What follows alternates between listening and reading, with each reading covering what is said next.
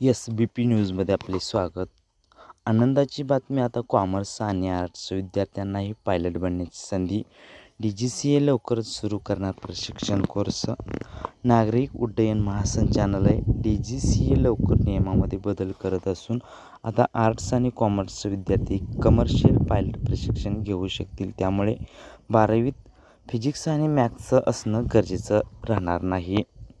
अनेक विद्यार्थ्यांचं स्वप्न असतं पायलट बनण्याचं, पण सध्या फक्त विज्ञान शाखेतील विद्यार्थ्यांना पायलट बनण्याची संधी मिळते.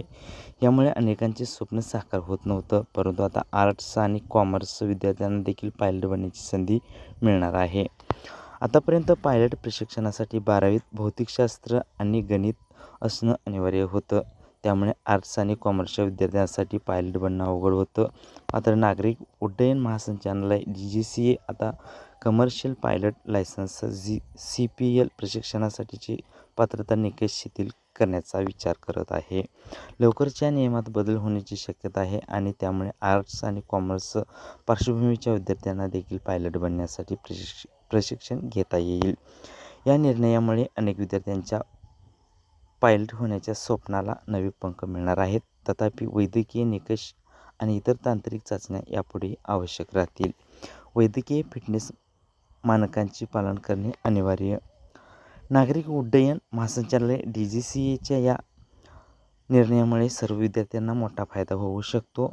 ज्यांनी 11वी-12वीमध्ये विज्ञान घेतले नाही, परंतु पायलट बनून विमान उडवायचे स्वप्न पाहिले आहे. जरी आता आर्ट्स आणि कॉमर्स पार्श्वभूमी असलेल्या विद्यार्थ्यांना पायलट प्रशिक्षण घेता येईल, तरीही त्याच्यासाठी महत्त्वाचे म्हणजे DGCA वैद्यकीय फिटनेसचे पालन करणे आवश्यक राहील. कधी लागू झाला होता विज्ञानाचा अनिवार्यतेचा नियम?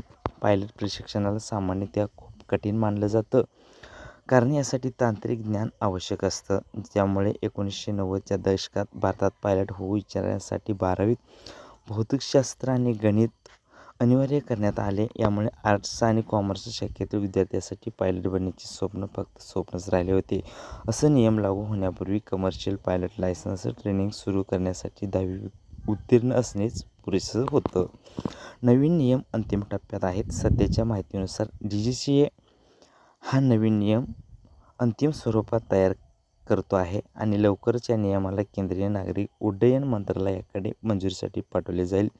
मंजुरी मिळाल्यानंतर भारतात त्या देशाच्या यादीत समाविष्ट होईल जिथे CPL ट्रेनिंगसाठी भौतिकशास्त्र आणि गणित अनिवार्य नाहीत.